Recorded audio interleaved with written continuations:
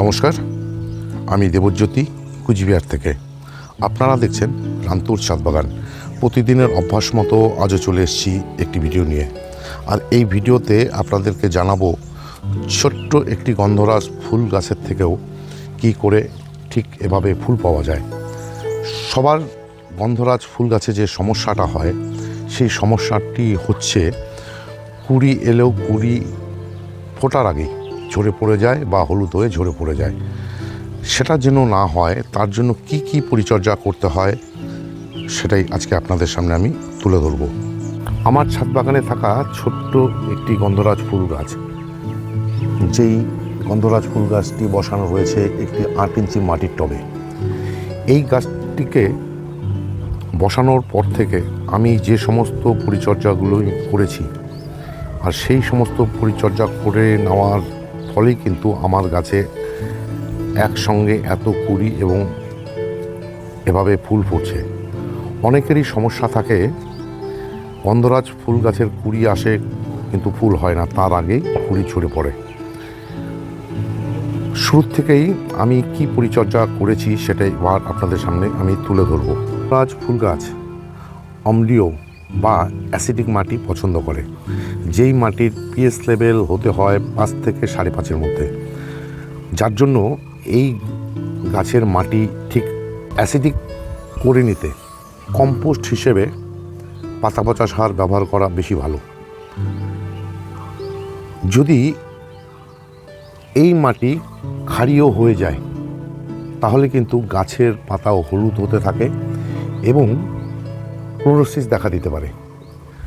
আর সে কথা চিন্তা করেই আমি আমার যে গন্ধরাজ ফুলের গাছটির মাটি তৈরি করেছি, সম পরিমাণে নিয়েছি বাগানের মাটি, বালি এবং কম্পোস্ট।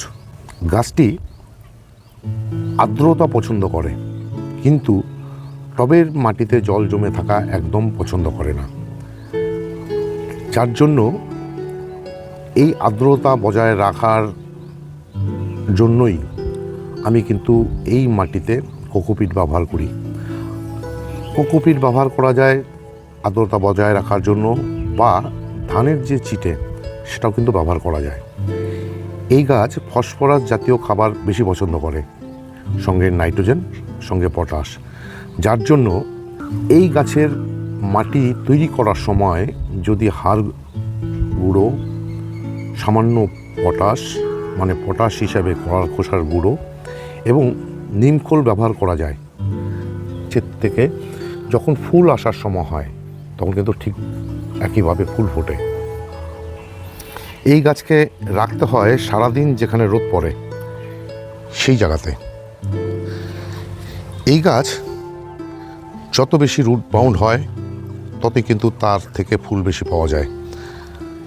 এবং যখনই দেখবেন আপনাদের গাছের মাটিতে রুটে ভরে গেছে, খাবার নিতে পারছে না, তখন কিন্তু গাছের টব চেঞ্জ করে দিতে হয়, মানে এর থেকে বড় টবে দিয়ে দিতে হয়।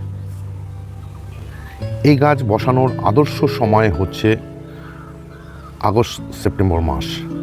এছাড়া ফুল যখন হয়ে যাবে, মানে ফুল শুকিয়ে যাবে, ঠিক তখনই কিন্তু ছিঁড়ে ফেলে দিতে হবে, তবেই এর থেকে নতুন শাখা বেরোবে এবং তার থেকে কিন্তু ফুলের কুড়ি আসবে। এছাড়া এই গাছে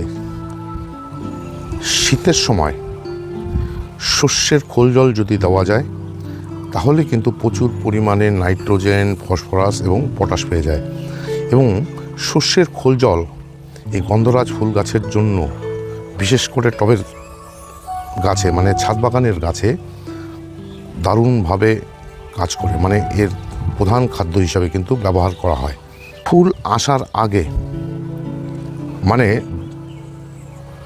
ফেব্রুয়ারি মাসের পর থেকেই গাছকে দিয়ে যেতে হয় একটি রাসায়নিক খাবার, যেটা আমি দেই।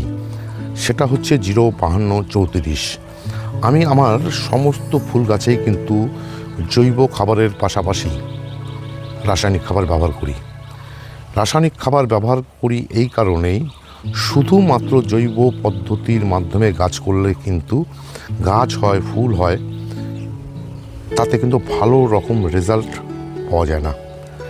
আর আমি ঠিক এভাবেই করি জন্যই কিন্তু আমি আমার গাছের থেকে ঠিক এভাবেই ফল পাই। এবার আসি কুড়ি ঝরে যাওয়া নিয়ে।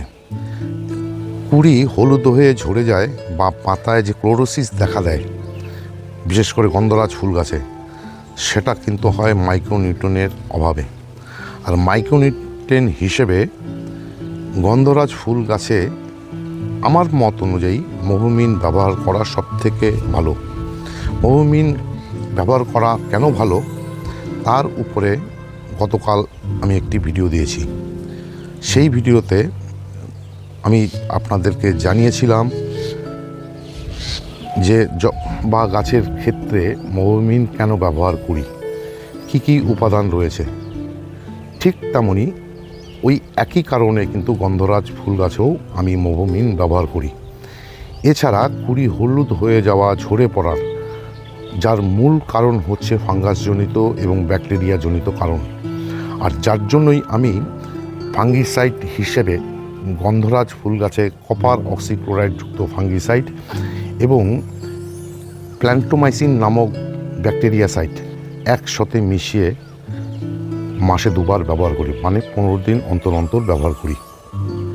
আর এই সমস্ত পরিচর্যা করেই কিন্তু আমি আমার এই যে ছোট্ট গন্ধরাজ ফুল গাছের থেকেও কিন্তু একইভাবে ফুল পাচ্ছি এবং কুড়ি ঝরে যাওয়ার যে সমস্যা সেটা কিন্তু আমার গাছে আসছে না।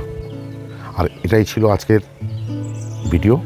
আজকের ভিডিওটি যদি ভালো লেগে থাকে তাহলে একটি লাইক দেবেন, কমেন্ট করবেন এবং আমার চ্যানেলটি যদি সাবস্ক্রাইব করা না থাকে তাহলে চ্যানেলটি অবশ্যই সাবস্ক্রাইব করে নেবেন। কেননা প্রতিদিন দুপুর 2টোয় আমার এই চ্যানেলে কোনো না কোনো ভিডিও চলেই আসে। সেই সমস্ত ভিডিও দেখতে হলে বা পেতে চাইলে আমার এই চ্যানেলটিকে সাবস্ক্রাইব করে নিতে হবে। সবাইকে অশেষ অশেষ ধন্যবাদ এবং শুভেচ্ছা জানিয়ে আজকের এই ভিডিও শেষ করছি। সবাই ভালো থাকবেন, সুস্থ থাকবেন, সবুজের সাথে থাকবেন। ধন্যবাদ।